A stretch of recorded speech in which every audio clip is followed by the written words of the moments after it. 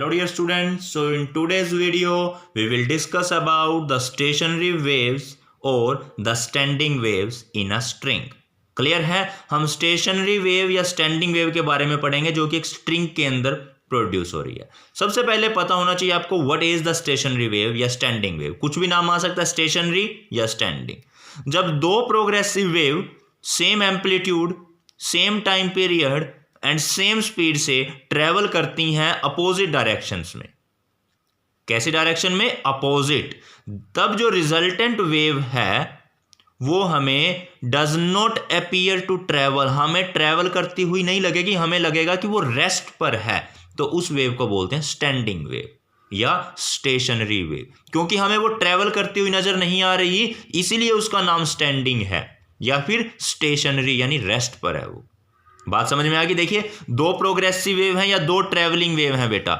एक वेव आगे की तरफ जा रही है और एक बैक डायरेक्शन में जा रही है। एक आगे की तरफ और एक अपोजिट डायरेक्शन में आ रही है। इन दोनों के मिलने से जो नई वेव बनी वो हमें ऐसी बनी जो कि हमें रेस्ट पे अपीयर हो रही है, इसीलिए उसको हमने बोल दिया स्टैंडिंग वेव या स्टेशनरी वेव। क्लियर? तो देखिए जरा कैसे हम स्टैंडिंग वेव फॉर्म करते हैं in a string. Formation of the standing wave in a string. अब कंसीडर कीजिए हमारे पास दो ट्रांसवर्स वेव हैं जिनकी वेवलेंथ सेम, एम्पलीट्यूड सेम और सेम स्पीड के साथ वो ट्रेवल कर रही हैं इन ए स्ट्रिंग, लेकिन कंडीशन अपोजिट डायरेक्शन में ट्रेवल कर रही हैं। क्लियर है बेटा? तो देखिए यहां पर जो वेव पॉजिटिव एक्स डायरेक्शन में ट्रेवल कर रही है प्लस एक्स एक्सिस के अलोंग, उसकी डिस्प्लेसमेंट को हमने वाई डैश से डिनोट किया, ए sign k x minus omega T. Clear है?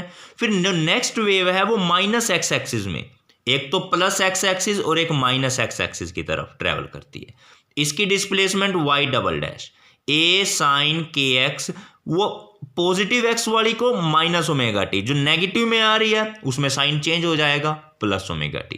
क्लियर है ना? अब क्योंकि एक तो इस डायरेक्शन में जा रही है, एक दूसरी डायरेक्शन में है, तो साइन चेंज हो जाएगा प्लस ओमेगा टी। तो ये दो वेव हैं, ये जब एक दूसरे पे सुपर इंपोज करेंगी तो सुपर पोजिशन प्रिंसिपल से इन दोनों नेट डिस्प्लेसमेंट कैसे आएगा, दोनों को ऐड कर देंगे। क्लियर है? तो अब देखिए जरा, ए कॉमन है, sine k x minus omega t और sine k x plus omega T.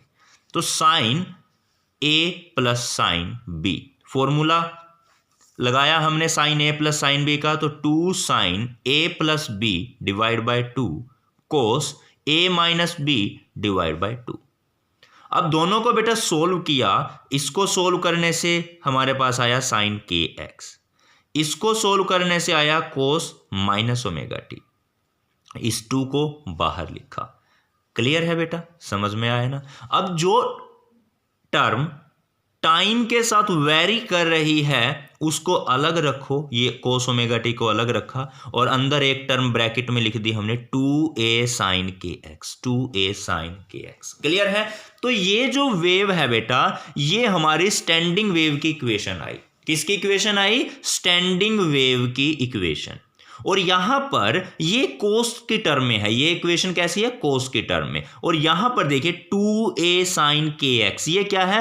Amplitude है हमारी नई वेव का। ए एस, स्टैंडिंग वेव का amplitude, S for standing, A for amplitude. Standing wave का एम्पलीट्यूड कितना? 2a sign k x, 2a sign k x. Clear है बेटा? समझ में आया होगा आपको ये। अब देखिए जरा, ये एम्पलीट्यूड मैक्सिमम कब होगा? जब साइन थीटा की वैल्यू 1 होती है, यानी साइन के एक्स की वैल्यू कितनी होगी? 1। और साइन थीटा 1 कब होता है? जब थीटा की value n plus 1/2 into pi के बराबर होती है। n 0 1 2 3 up to so on. देखो जरा एक बार पुट करके देखते हैं, n की वैल्यू को 0 पुट करके देखो तो आंसर आएगा π/2, यानी कि 90 डिग्री, और साइन 90 की वैल्यू 1 होती है मैक्सिमम। ऐसे ही उसमें एक और ऐड कर दो, 2 3 4 5, तो हर बार साइन थीटा की वैल्यू 1 होती रहेगी। क्लियर है ना? तो यानी कि साइन थीटा 1 कब होगा? जब ये इसकी वैल्यू इसके बराबर होगी। अब देखिए जरा के क्या है बेटा, प्रोपेगेशन कांस्टेंट आपको पहले बताया था, के की value 2 pi by lambda. Clear, तो के की जगह 2 pi by lambda, x as it is n+1/2 into में पाई। Is it clear? अब देखिए पाई से पाई कैंसल, तो यहां से हमने सोल्व किया, इसको सिंप्लीफाई किया, तो x की वैल्यू मेरे पास आई n+1/2 इंटू λ/2। क्लियर है बेटा? यहां से हमने x की वैल्यू फाइंड आउट कर ली। अगर n को 0 पुट कर दें तो x की वैल्यू कितनी होगी, λ/4, फर्स्ट मैक्सिमा।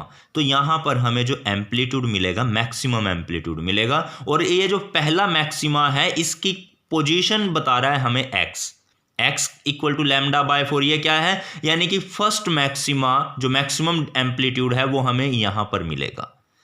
क्लियर?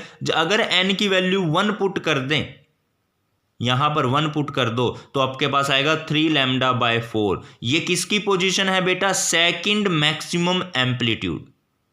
देखो एक वेव है, कुछ इस तरीके से होती है बेटा वेव आपकी। क्लियर है ना? ये क्या बताता है आपको, एम्पलीट्यूड है। ये क्या चीज है, एम्पलीट्यूड।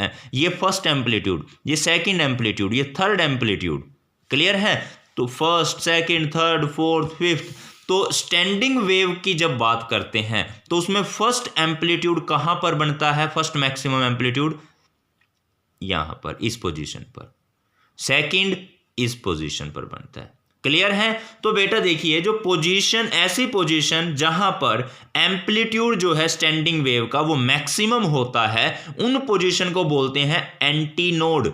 क्या बोलते हैं, एंटीनोड। जहां पर एम्पलीट्यूड मैक्सिमम है उसे क्या बोलते हैं, एंटीनोड्स। क्लियर?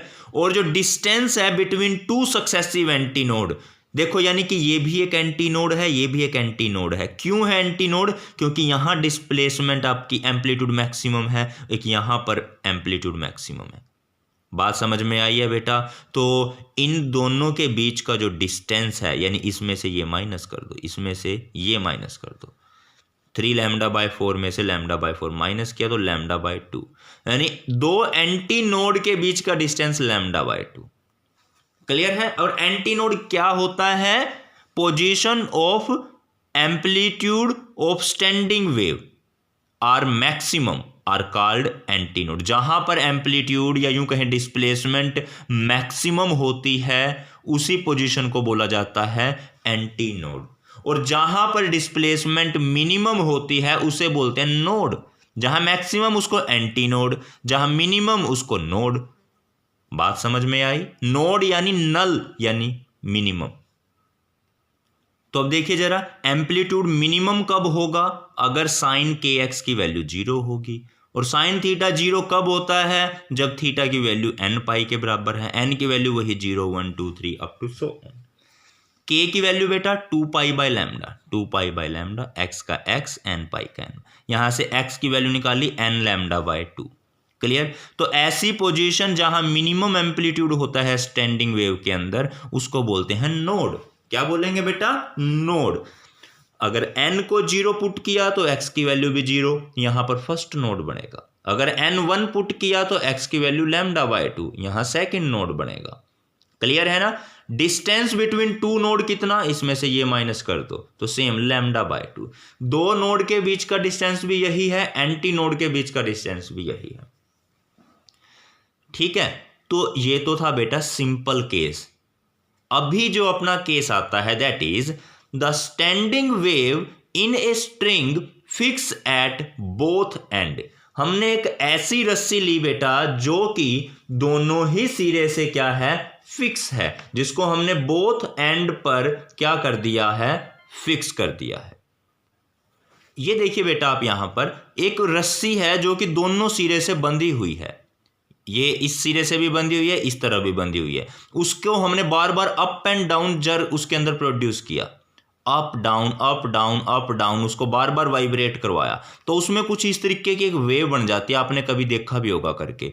इसी वेव को हम बोलते हैं स्टैंडिंग वेव। क्या बोलते हैं बेटा, स्टैंडिंग वेव बोला जाता है इस वेव को, क्योंकि हमें ऐसा लगता है कि ये वेव एक ही जगह पर खड़ी है।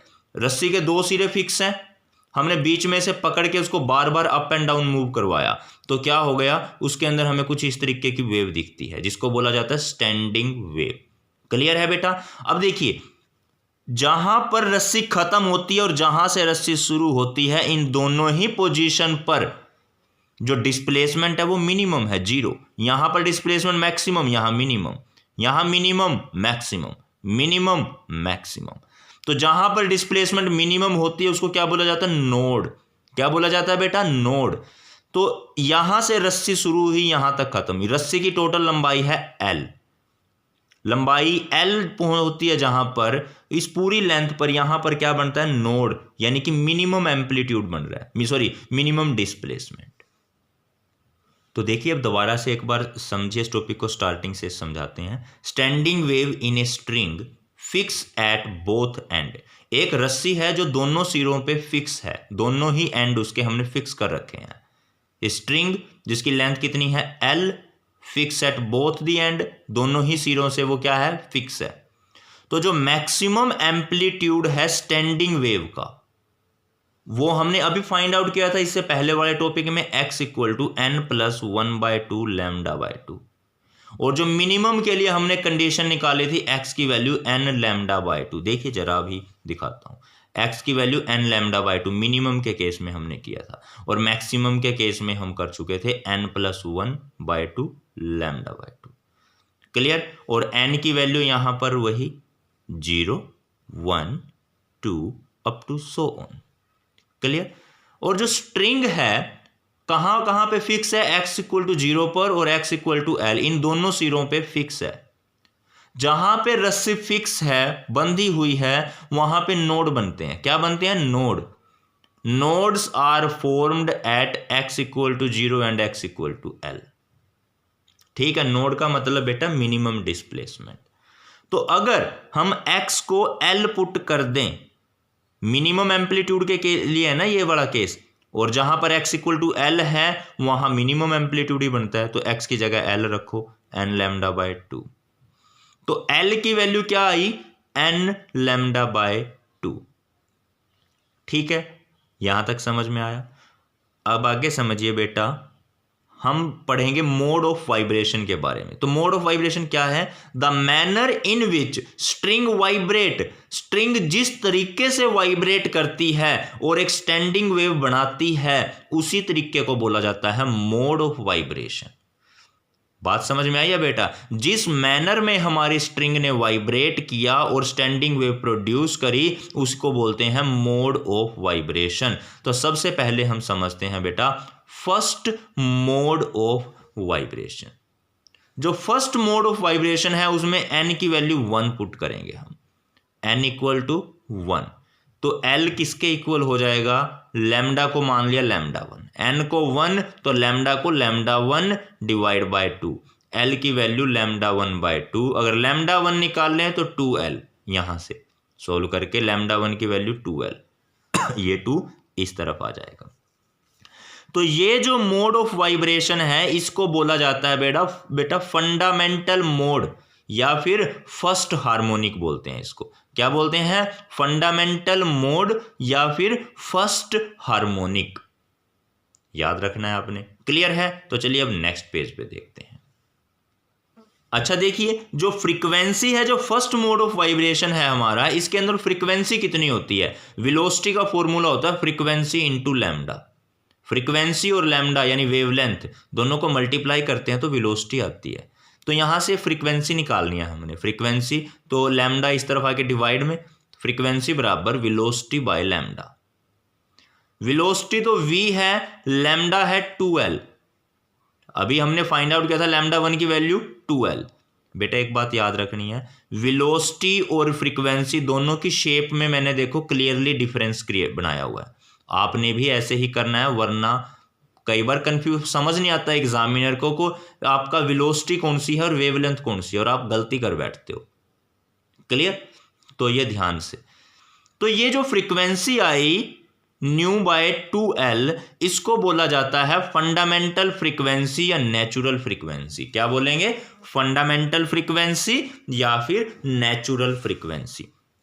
तो न्यू वन ओके 1/2L था 1/2L। और वेलोसिटी का जो स्ट्रिंग के केस में वेलोसिटी का फॉर्मूला मैंने आपको बताया है पहले, T/μ, T/μ।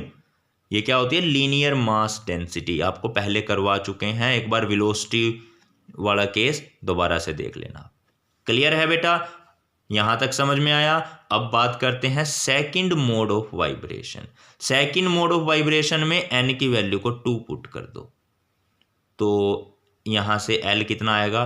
एन की जगह 2 रखा, लैम्डा को लैम्डा 2 पुट कर दिया, डिवाइड में 2 फॉर्मूले का था, तो यहां से 2 से 2 कैंसिल, एल की वैल्यू λ/2 के बराबर आ गई। तो वेलोसिटी का फॉर्मूला फ्रीक्वेंसी इनटू वेवलेंथ होता है, तो फ्रीक्वेंसी निकाल ली वेलोसिटी बाय वेवलेंथ। वेलोसिटी को v रखना है, वेवलेंथ λ2 आपकी l के बराबर है, तो l। क्लियर? तो जो नई देखो अब जरा बेटा, जो फर्स्ट फ्रीक्वेंसी थी क्या आई थी? वेलोसिटी बाय 2L, और जो सेकंड फ्रीक्वेंसी केस में फ्रीक्वेंसी आई है वेलोसिटी बाय L। अगर हम इसको फर्स्ट फ्रीक्वेंसी को 2 से मल्टीप्लाई कर दें, इधर 2 से मल्टीप्लाई करो, तो v/L बचेगा, यानी कि ये ही बचेगा v/L। तो जो सेकंड फ्रीक्वेंसी है फर्स्ट फ्रीक्वेंसी का डबल आई है। ठीक है, आप यहां पर v1 की वैल्यू पुट करके देखो, इसकी वैल्यू ये पुट करोगे तो यही आएगा आपके पास। तो यानी सेकंड फ्रीक्वेंसी जो है हमारी फर्स्ट फ्रीक्वेंसी से डबल है, 2 टाइम्स है, इसीलिए बेटा इसको बोला जाता है सेकंड हार्मोनिक। इस फ्रीक्वेंसी को हम क्या बोलते हैं? इस मोड ऑफ वाइब्रेशन को सॉरी क्या बोलेंगे? सेकंड हार्मोनिक, या फिर फर्स्ट ओवरटोन बोलते हैं इसको। सेकंड हार्मोनिक या फर्स्ट ओवरटोन। क्लियर बेटा? तो नेक्स्ट है थर्ड मोड ऑफ वाइब्रेशन। अब देखिए थर्ड मोड ऑफ वाइब्रेशन क्या है? अगर n को 3 पुट कर दें तब जो वाइब्रेशन होगी that is third mode of vibration. Clear? अब देखो वही l की वैल्यू n की जगह हमने 3 पुट किया, लैम्डा को λ3 डिवाइड में 2 फॉर्मूले का था, तो यहां से λ3 की वैल्यू ये आ गई, यहां से सोल्व करके। क्लियर? तो जो फ्रीक्वेंसी है थर्ड मोड ऑफ वाइब्रेशन में वो क्या होगी? फ्रीक्वेंसी क्या होती है? Velocity by wavelength. क्योंकि देखिए अभी हमने बताया था ना, velocity is equals to frequency into wavelength. तो यहां से फ्रीक्वेंसी निकाल ली, वेलोसिटी बाय वेवलेंथ। वेलोसिटी की value v as it is, λ3 की वैल्यू 2L/3, 2L डिवाइड वाला 3 ऊपर आ गया। अब कंपेयर करो थर्ड फ्रीक्वेंसी को फर्स्ट फ्रीक्वेंसी से, तो आपको पता चलेगा कि ये 3 टाइम्स आएगी फर्स्ट फ्रीक्वेंसी से। देखो ये आपकी फर्स्ट फ्रीक्वेंसी थी, इसके साथ कंपेयर करो इसको। क्लियर है? तो ये आपके पास आएगा थर्ड फ्रीक्वेंसी फर्स्ट फ्रीक्वेंसी से 3 गुना ज़्यादा आई है, इसीलिए इसको बोलते हैं थर्ड हार्मोनिक। क्या बोलते हैं इसको हम? थर्ड हार्मोनिक या फिर सेकंड ओवरटोन। अब देखो जरा फर्स्ट हार्मोनिक जो हमने अभी तक पढ़े हैं उनके डायग्राम कैसे हैं? फर्स्ट हार्मोनिक, ये सेकंड हार्मोनिक, ये थर्ड हार्मोनिक और ये फोर्थ हार्मोनिक। जरा ध्यान से देखिए, यहां से यहां तक की लंबाई कितनी है? L है। क्लियर है? अब ये λ/2 के इक्वल है, हाफ ऑफ द वेवलेंथ। जरा एक बात को समझिए बेटा, आप यहां पे मैं आपको समझाता हूं। यहां से यहां तक ये हमारी एक वेव कंप्लीट होती है। क्या होती है? एक वेव कंप्लीट। तो यहां से यहां तक ये केस, ये देखो यहां से यहां तक की ये पूरी लंबाई कितनी है? लैम्डा है। तो बेटा यहां से यहां तक कितनी लंबाई होगी? λ/2। कितनी होगी? λ/2। तो ये देखिए यहां से यहां, इसको ही तो बनाया है हमने, यहां से यहां L की वैल्यू λ/2 के बराबर है।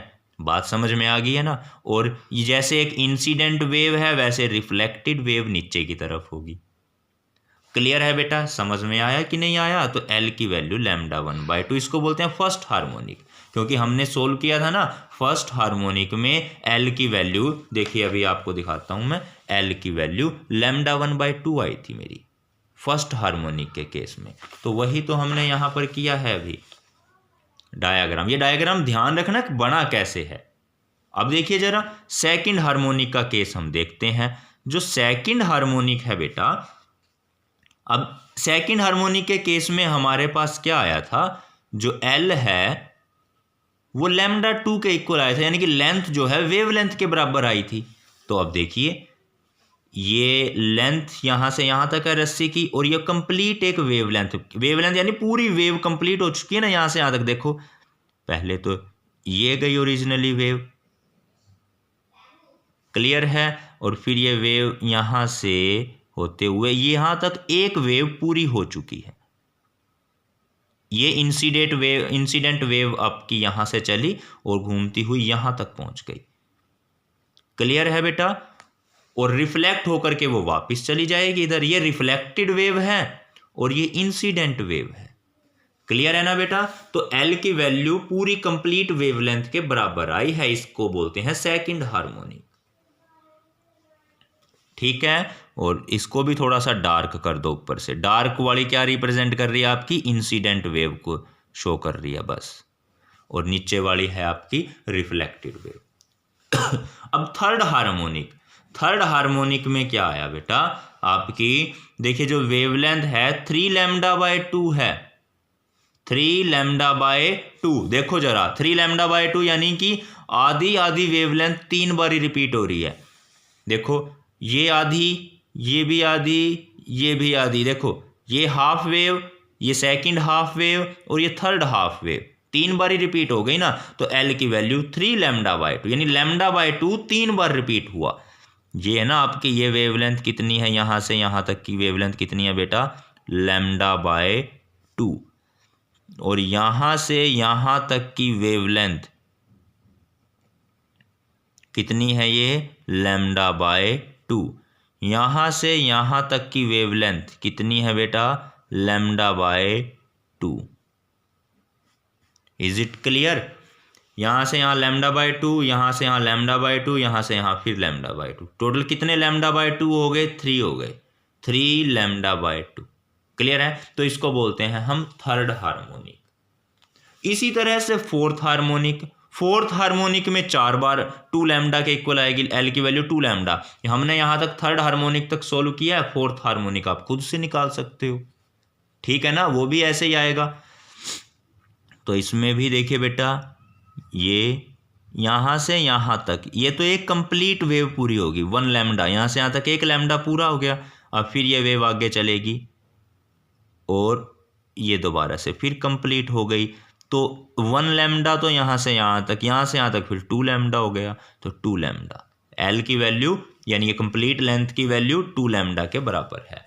क्लियर है ना बेटा। आई होप आपको ये समझ में आया होगा। अगर फिर भी किसी स्टूडेंट को कोई भी डाउट है तो किसी भी टाइम कमेंट करके मुझसे पूछ सकता है। क्लियर है बेटा। अच्छा तो अब देखिए हम जनरल केस करते हैं, nth मोड ऑफ वाइब्रेशन, उसकी वैल्यू क्या होगी, लैम्डा की वैल्यू 2l/n थी, ठीक है। तो लैम्डा n की वैल्यू 2l/n। क्लियर। फ्रीक्वेंसी कैसे निकाल लेंगे, ये फ्रीक्वेंसी का फॉर्मूला वही जो हमने अभी तक पीछे हम फाइंड आउट कर चुके हैं। क्लियर है। अच्छा अब देखो हमने फर्स्ट फ्रीक्वेंसी निकाल ली, सेकंड निकाल ली, थर्ड निकाल ली, इन तीनों का रेशो कितना आएगा निकाल के देख लेना, 1:2:3, ठीक है। ये रेशो भी आपको से पूछा जा सकता है। क्लियर है ना बेटा। First harmonic, second harmonic, third harmonic, इनकी फ्रीक्वेंसी का रेशो बताओ, 1:2:3। तो क्लियर है बेटा। आई होप आपको समझ में आया होगा। तो अगर कोई डाउट आता है तो कमेंट करके पूछिए, ठीक है बेटा। मिलेंगे नेक्स्ट टॉपिक के साथ नेक्स्ट वीडियो में, तब तक के लिए bye bye, thank you and have a nice day.